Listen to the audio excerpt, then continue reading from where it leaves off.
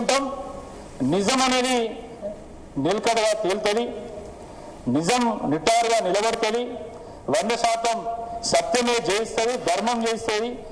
దీన్ని గమనించి ఇప్పటికైనా కాంగ్రెస్ పార్టీ నాయకులు చేసినటువంటి వ్యాఖ్యలను వెనక్కి తీసుకోవాల్సిందే ఈ సందర్భంగా కోరుతున్నాం.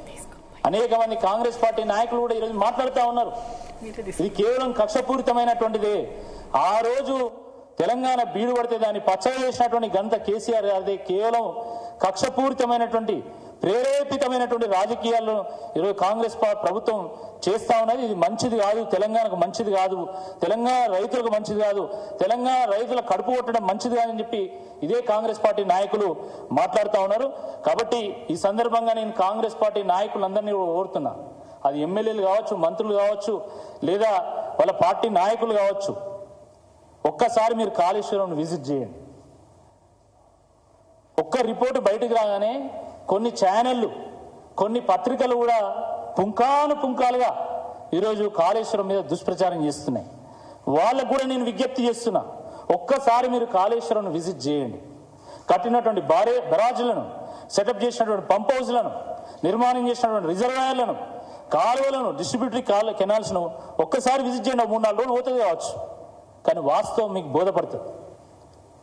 కాంగ్రెస్ ఈ తోడళ్ళ గుంపంతా కలిసి మొత్తం జీవితాన్ని పణంగా పెట్టినా కూడా జీవిత కాలంలో ఇలాంటి ప్రాజెక్టును వాళ్ళు కట్టలేరు. వాస్తవం, కాళేశ్వరం మీద మాకు కూడా అపోహలు ఉండే, అనేక అనుమానాలు ఉండే. ఎందుకు కట్టేళ్ళు, ఇది ఒక మేడిగట్టేనా, ఇంకేమైనా జరిగిందా అనేటువంటి అనుమానం మాకు కూడా ఉండే. కానీ ఈ కాళేశ్వరం ప్రాజెక్టును విజిట్ చేసిన తర్వాత అన్ని అపోహలు తొలగిపోయినాయి, అన్ని అనుమానాలు నివృత్తి అయినాయి. కాబట్టి ఈ సందర్భంగా నేను కాంగ్రెస్ పార్టీ నాయకులను అందరినీ కూడా విజ్ఞప్తి చేస్తున్నా, చూడనటువంటి టీఆర్ఎస్ పార్టీ నాయకులను, కార్యకర్తలను కూడా కోరుతున్నా, ఒక 3-4 రోజులు మీరు ఒక టూర్ పెట్టుకోండి. టూర్ పెట్టుకుంటే మొత్తం చూస్తే మనం వాస్తవాలు ప్రజలకు వివరించగలుగుతాం. అదేవిధంగా కాంగ్రెస్ పార్టీ నాయకులకు, కార్యకర్తలకు తెలంగాణ తత్వం కూడా బోధపడుతుంది.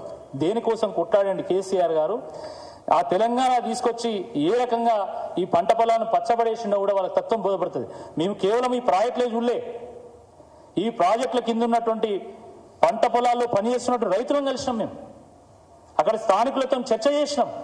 మేము అడిగినాం నిజంగా ఇది మీకు ఉపయోగపడ్డదా, అంతకుముందు ఎట్లా ఉండే ఈ ఊర్లు, ఇప్పుడు ఎట్లా బాగుపడ్డాయి, నిజంగా బాగుపడ్డాయా, ఏమైనా నష్టం జరిగిందా అంటే ప్రతి ఒక్కరు కూడా కేసీఆర్ మా దేవుడు, కేసీఆర్ వచ్చినాక బీడుపడ్డటువంటి మా భూములు పచ్చబడ్డాయి, 800 ఫీట్ల లోతు బోరేసినా కూడా మాకు నీళ్లు పడకపోయేది.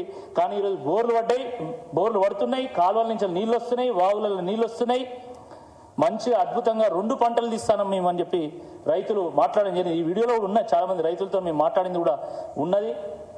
చాలా లెందీగా ఉందని చెప్పి కేవలం కొన్ని కీ కాంపోనెంట్స్ మాత్రమే మేము చూపేటటువంటి ప్రయత్నం చేస్తాం. దీనికి సంబంధించినటువంటి అన్ని వీడియోలు కూడా బీఆర్ఎస్ పార్టీ సోషల్ మీడియా ద్వారా, మా సోషల్ మీడియా ద్వారా కూడా మేము ప్రజలకు చేరవేసేటువంటి ఒక ప్రయత్నం చేస్తాము.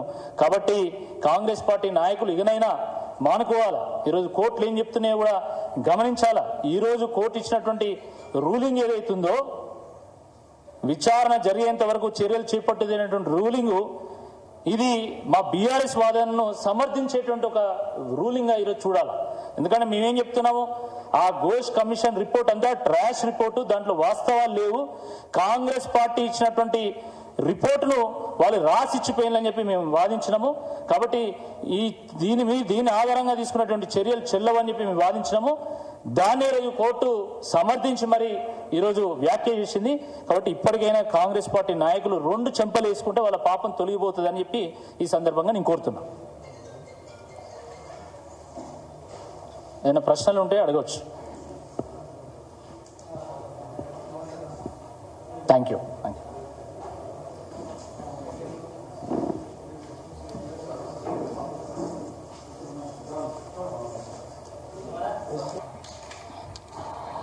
కాళేశ్వరం మీద సృష్టిస్తున్నటువంటి